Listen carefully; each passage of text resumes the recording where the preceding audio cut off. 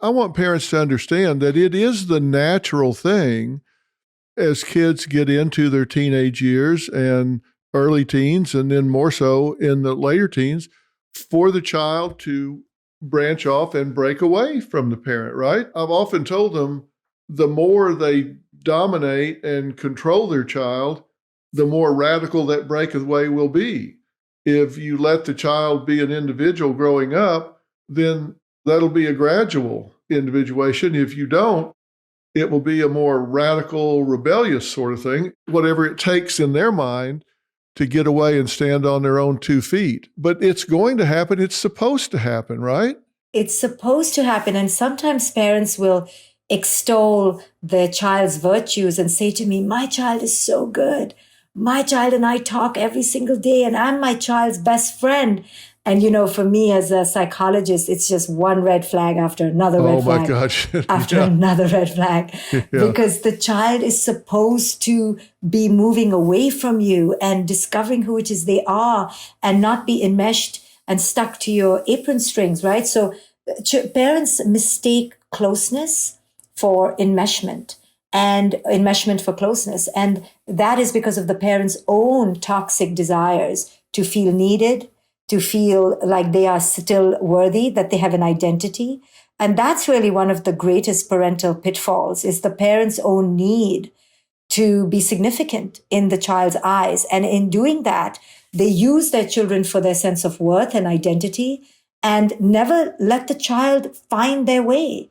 And that's why we're raising this generation of these very fragile children and very enmeshed, overly identified as being parents.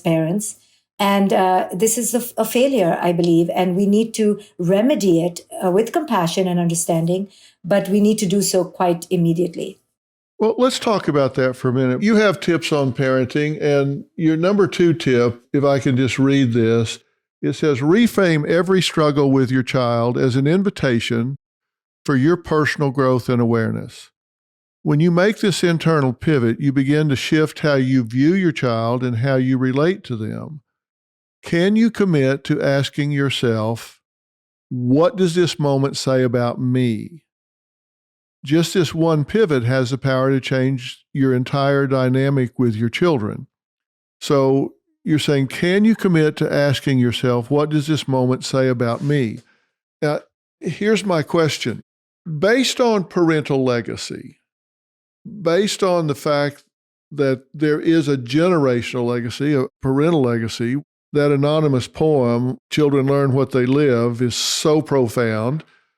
If a parent grew up in a dysfunctional home, if they grew up with broken parents, they come from divorce, they come from alcoholic parents, they come from a violent home or whatever, where do they find the insight, the energy, the resource to do this seemingly simple thing that you're talking about? Can you commit to asking yourself, what does this moment say about me?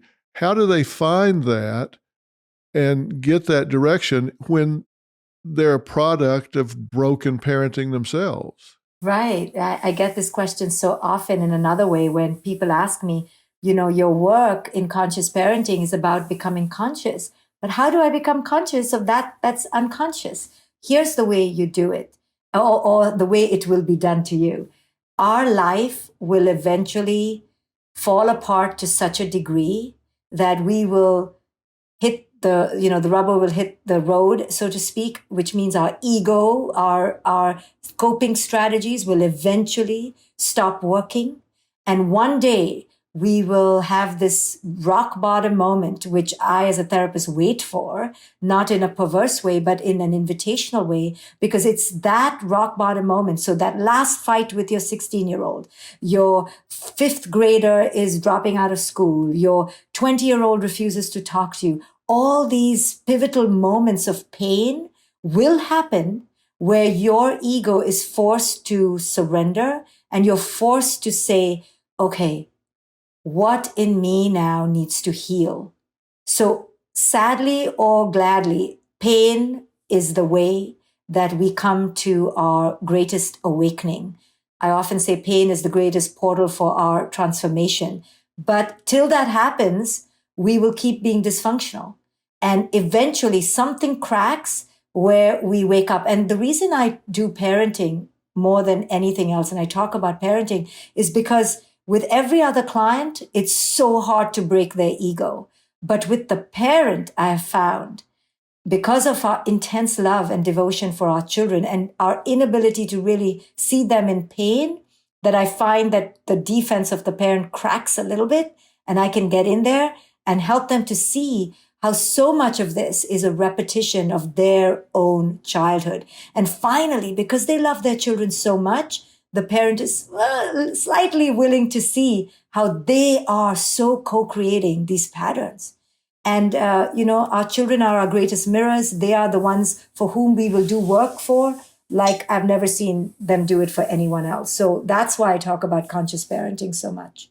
Yeah, they're certainly motivated. Most parents, they'll lay down in front of a train for their child if they need to. It does motivate them. When we talk about these kids that are getting into their teens, you had a nice way of putting it a little bit ago. You said, no screens until teens. This is something that social media, the web, is just a reality in life today. I mean, it's going to happen. It's just a matter of when. When I started the Dr. Phil show, there were no social media platforms. That's how old I am and how long I've been on the air. And it's created a whole new set of toxicity, a whole new set of challenges. We've had to deal with cyberbullying and children committing suicide from that, just horrible fallout from it. When do you think, and I know every child is different, some are mature sooner than others, and every situation differs, but when do you think it's appropriate for parents to allow their child to have a smartphone or an iPad, a computer that's internet capable? Again, it's a hard one to answer because our schools are giving our kids internet, iPads to do math on. But if the parent truly understood the dangers of letting their children foray into the world of the internet without supervision, guidance, controls, they would really agree with me. And I would say that age is no earlier, and I'm talking about the most controlled, disciplined kid, 13 or 14 years old, no earlier. And this may sound rigid and excessive, but I've seen the effects so close. I've seen children being exposed to porn before their brains could, metabolize the information. Children being exposed to cyberbullying, being called fat, stupid, and ugly when they did not need to be exposed to that kind of, disrespect and slander. So there may be a lot of educational elements, and therefore the parent needs to supervise and have strong boundaries, and not let the child just have this unmitigated, unmediated access to this jungle out there. And that's what we're talking about, is good boundaries. But I'll tell you, and you know this, we can tell a parent have boundaries, and the parent can start out by having good boundaries. But the number one fights in all the houses of parents who come to me for counseling is around the boundaries around social media. I mean, I'm negotiating these boundaries with these children as young as 7 or 8.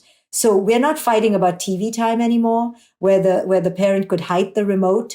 We are talking about the child's phone. So we've given them a phone or a device too early, before their time. And now we are having fights and conflicts over something we should have never given to them in the first place. So parents, don't feel like you're the bad guys if you have strong boundaries around social media.